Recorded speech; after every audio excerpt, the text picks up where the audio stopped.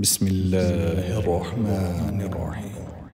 سيقول السفهاء من الناس ما ولاهم عن قبلتهم التي كانوا عليها قل لله المشرق والمغرب يهدي من يشاء إلى صراط مستقيم وكذلك جعلناكم أمة وسطا لتكونوا شهداء على الناس ويكون الرسول عليكم شهيدا وما جعلنا القبلة التي كنت عليها إلا لنعلم من يتبع الرسول ممن ينقلب على عقبيه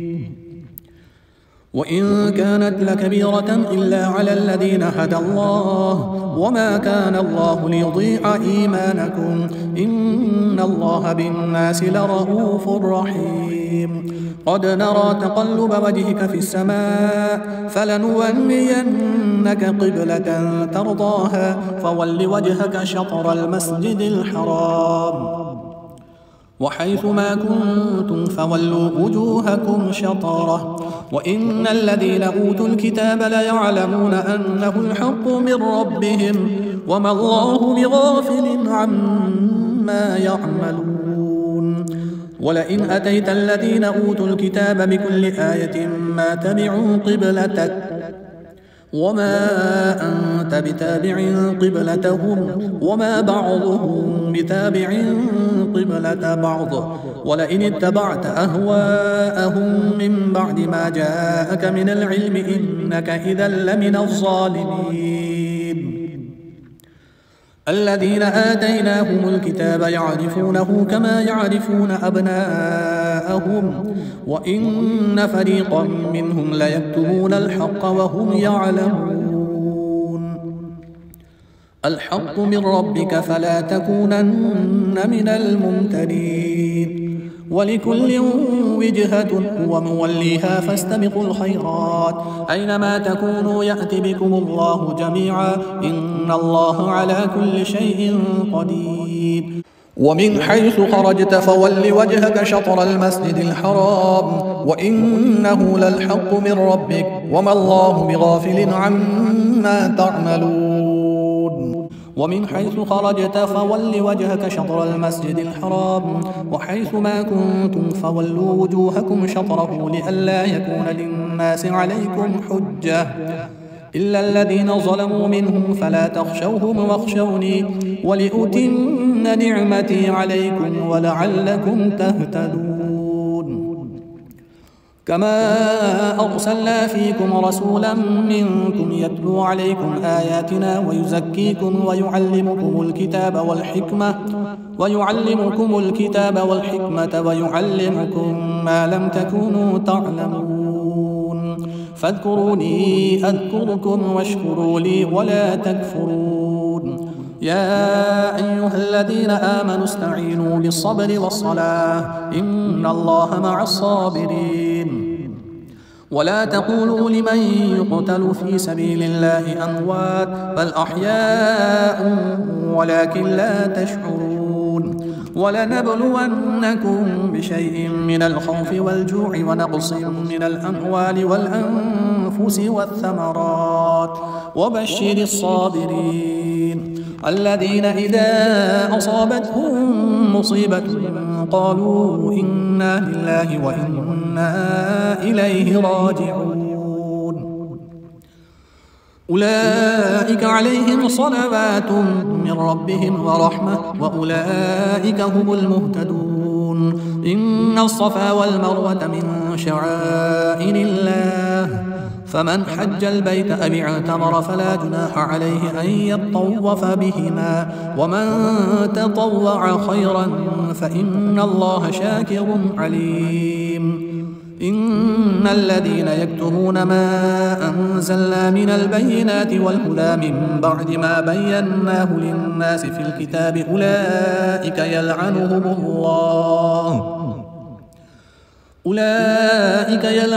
الله ويلعنهم اللاعنون إلا الذين تابوا وأصلحوا وبينوا فأولئك أتوب عليهم وأنا التواب الرحيم إن الذين كفروا وماتوا وهم كفار أولئك عليهم لعنة الله والملائكة والناس أجمعين خالدين فيها لا يخفف عنهم العذاب ولا هم ينظرون وإلهكم إله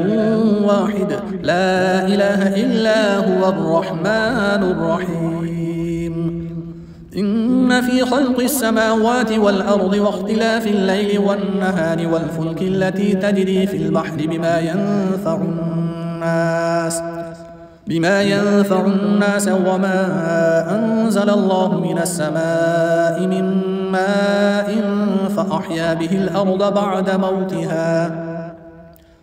فأحيا به الأرض بعد موتها وبث فيها من كل دابة وتصريف الرياح والسحاب المسخر بين السماء والأرض لآيات لقوم يعقلون ومن الناس من يتخذ من دون الله أندادا يحبونهم كحب الله والذين آمنوا أشد حبا لله ولو يرى الذين ظلموا إذ يرون العذاب أن القوة لله جميعا وأن الله شديد العذاب إذ تبرأ الذين اتبعوا من الذين اتبعوا ورأوا العذاب وتقطعت بهم الأسباب وقال الذين اتبعوا لو أن لنا كرة فنتبرأ منهم كما تبرؤوا منا كذلك يريهم الله أعمالهم حسرات عليهم وما هم بخالدين من النار يا أيها الناس كلوا مما في الأرض حلالا طيبا ولا تتبعوا خطوات الشيطان إنه لكم عدو مبين إنما يأمركم بالسوء والفحشاء وأن تقولوا على الله ما لا تعلمون وإذا قيل لهم اتبعوا ما أنزل الله قالوا بل نتبع ما ألفينا عليه آباءنا أولو كان آباؤهم لا يعقلون شيئا ولا يهتدون ومثل الذين كفروا كمثل الذي ينعق بما لا يسمع إلا دعاء ونداء صم بكم عمي فهم لا يعقلون يا أيها الذين آمنوا كلوا من طيبات ما رزقناكم واشكروا لله إن كنتم إياه تعبدون إنما حرم عليكم الميتة والدم ولحم الخنزير وما أهل به لغير الله فمن اضطر غير باغ ولا عاد فلا إثم عليه إن الله غفور رحيم إن الذين يكتمون ما أنزل الله من الكتاب ويشترون به ثمنا قليلا أولئك ما يأكلون في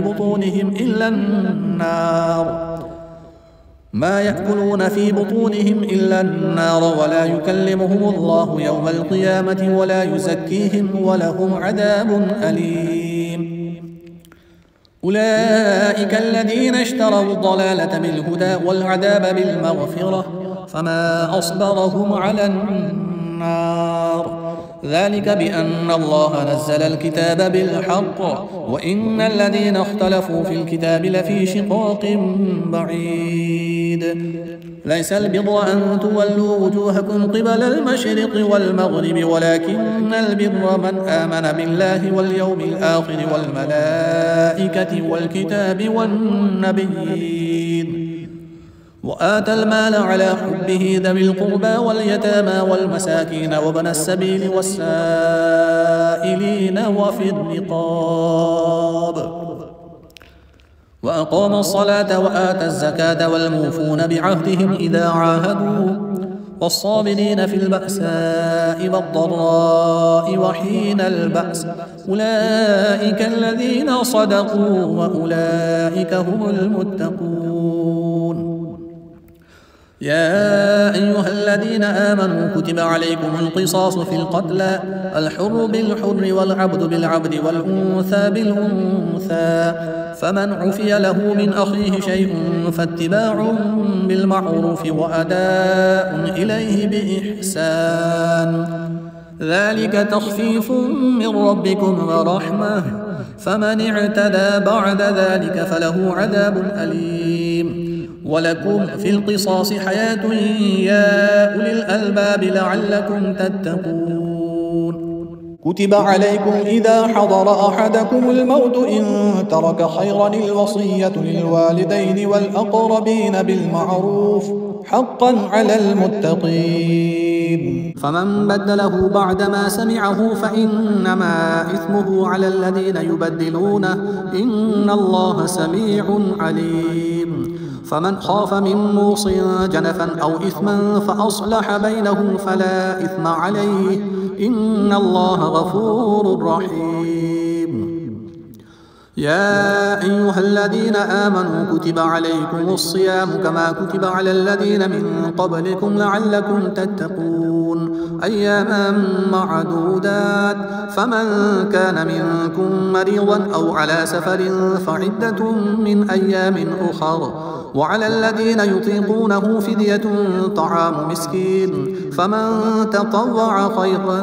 فهو خير له وأن تصوموا خير لكم إن كنتم تعلمون شهر رمضان الذي أنزل فيه القرآن هدى للناس وبينات من الهدى والفرقان فمن شهد منكم الشهر فليصمه ومن كان مريضا أو على سفر فعدة من أيام أخر يريد الله بكم اليسر ولا يريد بكم العسر ولتكملوا العدة ولتكبروا الله على ما هداكم ولعلكم تشكرون وإذا سألك عبادي عني فإني قريب أجيب دعوة الداع إذا دعاني فليستجيبوا لي وليؤمنوا بي لعلهم يرشدون أحل لكم ليلة الصيام الرفث إلى نسائكم هن لباس لكم وأنتم لباس لهم علم الله أنكم كنتم تختانون أنفسكم فتاب عليكم وعفى عنكم فالآن باشروهن وابتغوا ما كتب الله لكم وكلوا واشربوا حتى يتبين لكم الخيط الأبيض من الخيط الأسود من الفجر ثم أتموا الصيام إلى الليل ولا تباشروهن وأنتم عاكفون في المساجد تلك حدود الله فلا تقربوها كذلك يبين الله آياته للناس لعلهم يتقون ولا تأكلوا أموالكم بينكم بالباطل وتدلوا بها إلى الحكام لتأكلوا فريقا من أموال الناس بالإثم وأنتم تعلمون يسألونك عن الأهلة قل هي مواقيت للناس والحج وليس البر بأن تأتوا البيوت من ظهورها ولكن البر من اتقى وأتوا البيوت من أبوابها واتقوا الله لعلكم تفلحون وقاتلوا في سبيل الله الذين يقاتلونكم ولا تعتدوا إن الله لا يحب المعتدين واقتلوهم حيث ثقفتموهم وأخرجوهم من حيث أخرجوكم والفتنة أشد من القتل ولا تقاتلوهم عند المسجد الحرام حتى يقاتلوكم فيه فإن قاتلوكم فاقتلوهم كذلك جزاء الكافرين فإن انتهوا فإن الله غفور رحيم وقاتلوهم حتى لا تكون فتنة ويكون الدين لله فإن انتهوا فلا عدوان إلا على الظالمين الشهر الحرام بالشهر الحرام والحرمات قصاص فمن اعتدى عليكم فاعتدوا عليه بمثل ما اعتدى عليكم واتقوا الله واعلموا أن الله مع المتقين وأنفقوا في سبيل الله ولا تلقوا بأيديكم إلى التهلكة وأحسنوا إن الله يحب المحسنين وأتموا الحج والعمرة لله، فإن أحصرتم فما استيسر من الهدي، ولا تحلقوا رؤوسكم حتى يبلغ الهدي محله، فمن كان منكم مريضا أو به أذى من رأسه ففدية من صيام أو صدقة أو نسك. فإذا أمنتم فمن تمتع بالعمرة إلى الحج فما استيسر من الهدي، فمن لم يجد فصيام 3 أيام في الحج و7 إذا رجعتم، تلك 10 كاملة، ذلك لمن لم يكن أهله حاضر المسجد الحرام. واتقوا الله واعلموا أن الله شديد العقاب. الحج أشهر معلومات، فمن فرض فيهن الحج فلا رفث ولا فسوق ولا جدال في الحج، وما تفعلوا من خير يعلمه الله، وتزودوا فإن خير الزاد التقوى، واتقون يا أولي الألباب. ليس عليكم جناح أن تبتغوا فضلا من ربكم، فإذا أفضتم من عرفات فاذكروا الله عند المشعر الحرام، واذكروه كما هداكم وإن كنتم من قبله لمن الضالين.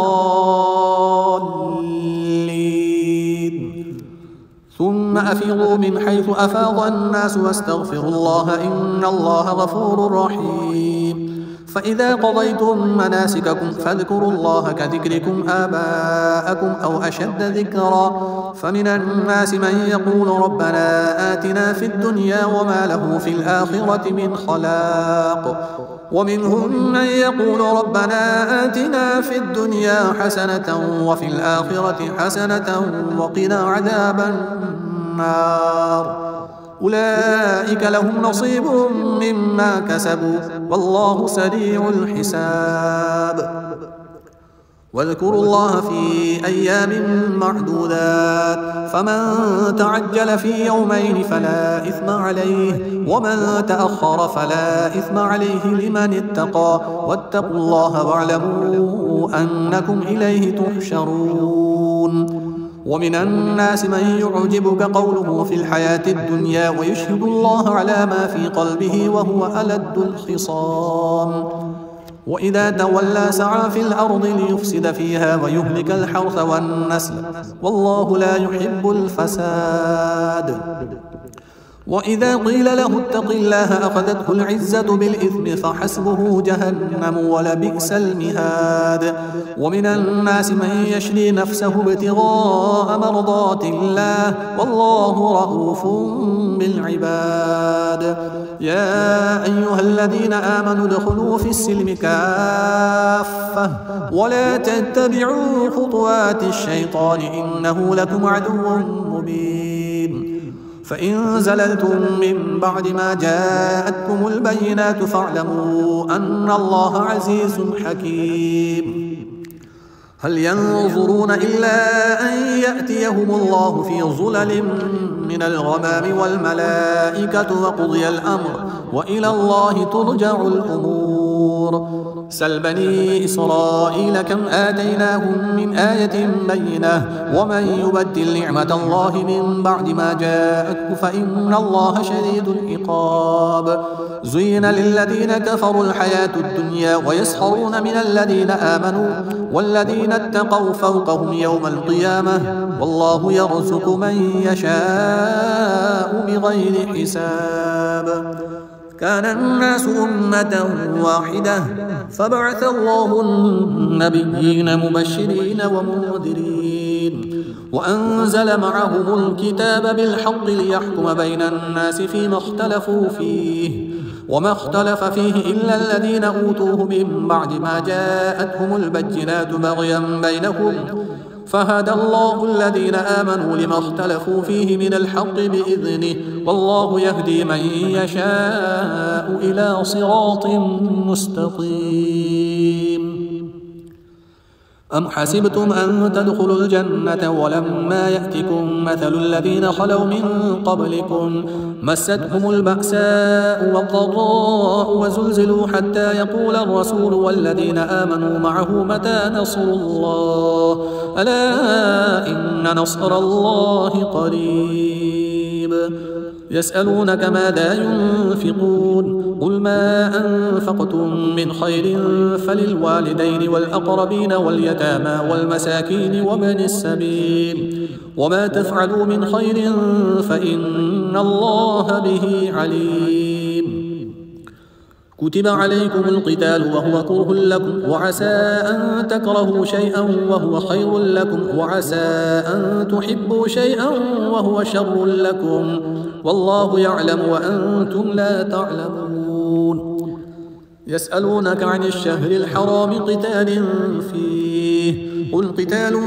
فيه كبير وصد عن سبيل الله وكفر به والمسجد الحرام وإخراج أهله منه أكبر عند الله والفتنة أكبر من القتل ولا يزالون يقاتلونكم حتى يردوكم عن دينكم إن استطاعوا ومن يرتد منكم عن دينه فيمت وهو كافر فأولئك حبطت أعمالهم في الدنيا والآخرة وأولئك أصحاب النار هم فيها خالدون إن الذين آمنوا والذين هاجروا وجاهدوا في سبيل الله أولئك يرجون رحمة الله والله غفور رحيم يسألونك عن الخمر والميسر قل فيهما إثم كبير ومنافع للناس وإثمهما أكبر من نفعهما ويسألونك ماذا ينفقون قل العفو كذلك يبين الله لكم الآيات لعلكم تتفكرون في الدنيا والآخرة ويسألونك عن اليتامى قل إصلاح لهم خير وإن تخالطوهم فإخوانكم والله يعلم المفسد من المصلح ولو شاء الله لأعنتكم إن الله عزيز حكيم ولا تنكحوا المشركات حتى يؤمن ولأمة مؤمنة خير من مشركة ولو أعجبتكم ولا تنكحوا المشركين حتى يؤمنوا ولعبد مؤمن خير من مشرك ولو أعجبكم أولئك يدعون إلى النار والله يدعو إلى الجنة والمغفرة بإذنه ويبين آياته للناس لعلهم يتذكرون ويسألونك عن المحيض قل هو أذى فاعتزلوا النساء في المحيض ولا تقربوهن حتى يطهرن فإذا تطهرن فأتوهن من حيث أمركم الله إن الله يحب التوابين ويحب المتطهرين نساؤكم حرث لكم فأتوا حرثكم أنا شئتم وقدموا لأنفسكم واتقوا الله واعلموا أنكم ملاقوه وبشر المؤمنين ولا تجعلوا الله عرضة لأيمانكم أن تبروا وتتقوا وتصلحوا بين الناس والله سميع عليم لا يؤاخذكم الله باللغو في أيمانكم ولكن يؤاخذكم بما كسبت قلوبكم والله غفور حليم للذين يؤلون من نسائهم تربص 4 أشهر فإن فاءوا فإن الله غفور رحيم وإن عزموا الطلاق فإن الله سميع عليم والمطلقات يتربصن بأنفسهن 3 قروء ولا يحل لهن أن يكتمن ما خلق الله في أرحامهن إن كن يؤمن بالله واليوم الآخر وبعولتهن أحق بردهن في ذلك إن أرادوا إصلاحا ولهن مثل الذي عليهن بالمعروف وللرجال عليهن درجة والله عزيز حكيم الطلاق مرتان فإمساك بمعروف أو تسريح بإحسان ولا يحل لكم أن تأخذوا مما آتيتموهن شيئا إلا أن يخافا ألا يقيما حدود الله فإن خفتم ألا يقيما حدود الله فلا جناح عليهما فيما افتدت به تلك حدود الله فلا تعتدوها ومن يتعد حدود الله فأولئك هم الظالمون فإن طلقها فلا تحل له من بعد حتى تنكح زوجا غيره فإن طلقها فلا جناح عليهما أن يتراجعا إن ظنا أن يقيما حدود الله وتلك حدود الله يبينها لقوم يعلمون وإذا طلقتم النساء فبلغن أجلهن فأمسكوهن بمعروف أو سرحوهن بمعروف ولا تمسكوهن ضرارا لتعتدوا ومن يفعل ذلك فقد ظلم نفسه ولا تتخذوا آيات الله هزوا واذكروا نعمة الله عليكم وما أنزل عليكم من الكتاب والحكمة يعظكم به واتقوا الله واعلموا أن الله بكل شيء عليم وإذا طلقتم النساء فبلغن أجلهن فلا تعضلوهن أن ينكحن أزواجهن إذا تراضوا بينهم بالمعروف ذلك يوعظ به من كان منكم يؤمن بالله واليوم الآخر ذلكم أزكى لكم وأطهر والله يعلم وأنتم لا تعلمون والوالدات يرضعن أولادهن حولين كاملين لمن أراد أن يتم رضاعه وعلى المولود له رزقهن وكسوتهن بالمعروف لا تكلف نفس إلا وسعها لا تضار والدة بولدها ولا مولود له بولده وعلى الوارث مثل ذلك فإن أرادا فصالا عن تراض منهما وتشاور فلا جناح عليهما وإن أردتم أن تسترضعوا أولادكم فلا جناح عليكم إذا سلمتم ما آتيتم بالمعروف واتقوا الله واعلموا أن الله بما تعملون بصير والذين يتوفون منكم ويذرون أزواجا يتربصن بأنفسهن 4 أشهر وعشرا فإذا بلغن أجلهن فلا جناح عليكم فيما فعلن في أنفسهن بالمعروف والله بما تعملون خبير ولا جناح عليكم فيما عرضتم به من خطبة النساء أو أكننتم في أنفسكم علم الله أنكم ستذكرونهن ولكن لا تواعدوهن سرا إلا أن تقولوا قولا معروفا ولا تعزموا عقدة النكاح حتى يبلغ الكتاب أجله واعلموا أن الله يعلم ما في أنفسكم فاحذروه واعلموا أن الله غفور حليم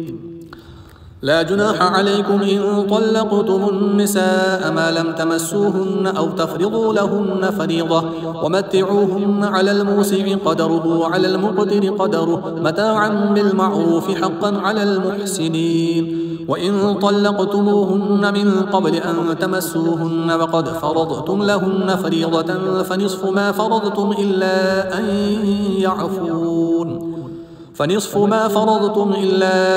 يعفون أو يعفو الذي بيده عقدة النكاح وأن تعفوا أقرب للتقوى ولا تنسوا الفضل بينكم إن الله بما تعملون بصير حافظوا على الصلوات والصلاة الوسطى وقوموا لله قانتين فإن خفتم فرجالا أو ركبانا فإذا أمنتم فاذكروا الله كما علمكم ما لم تكونوا تعلمون والذين يتوفون منكم ويذرون أزواجا وصية لأزواجهم متاعا إلى الحول غير إخراج فإن خرجن فلا جناح عليكم فيما فعلن في أنفسهن من معروف والله عزيز عزيز حكيم. وللمطلقات متاع بالمعروف حقا على المتقين، كذلك يبين الله لكم آياته لعلكم تعقلون. ألم تر إلى الذين خرجوا من ديارهم وهم ألوف حذر الموت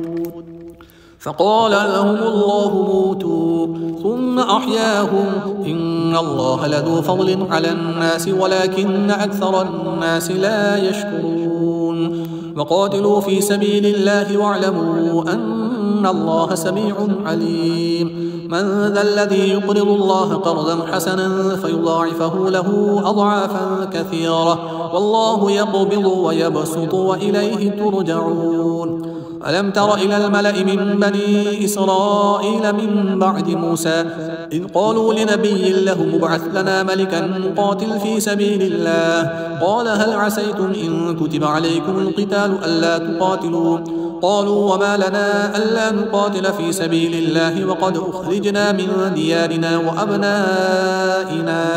فلما كتب عليهم القتال تولوا إلا قليلا منهم والله عليم بالظالمين. وقال لهم نبيهم إن الله قد بعث لكم طالوت ملكا قالوا أنى يكون له الملك علينا ونحن أحق بالملك منه ولم يؤت سعة من المال قال إن الله اصطفاه عليكم وزاده بسطة في العلم والجسم والله يؤتي ملكه من يشاء والله واسع عليم. وقال لهم نبيهم إن آية ملكه أن يأتيكم التابوت فيه سكينة من ربكم وبقية مما ترك آل موسى وآل هارون تحمله الملائكة إن في ذلك لآية لكم إن كنتم مؤمنين. فلما فصل طالوت بالجنود قال إن الله مبتليكم بنهر فمن شرب منه فليس مني ومن لم يطعمه فإنه مني إلا من اغترف غرفة بيده فشربوا منه إلا قليلا منهم فلما جاوزه هو والذين آمنوا معه قالوا لا طاقة لنا اليوم بجالوت وجنوده قال الذين يظنون أنهم ملاقوا الله كم من فئة قليلة غلبت فئة كثيرة بإذن الله والله مع الصابرين. ولما برزوا لجالوت وجنوده قالوا ربنا أفرغ علينا صبرا وثبت أقدامنا وانصرنا على القوم الكافرين فهزموهم بإذن الله وقتل داود جالوت وآتاه الله الملك والحكمة وعلمه مما يشاء ولولا دفع الله الناس بعضهم ببعض لفسدت الأرض ولكن الله ذو فضل على العالمين. تلك آيات الله نتلوها عليك بالحق وإنك لمن المرسلين.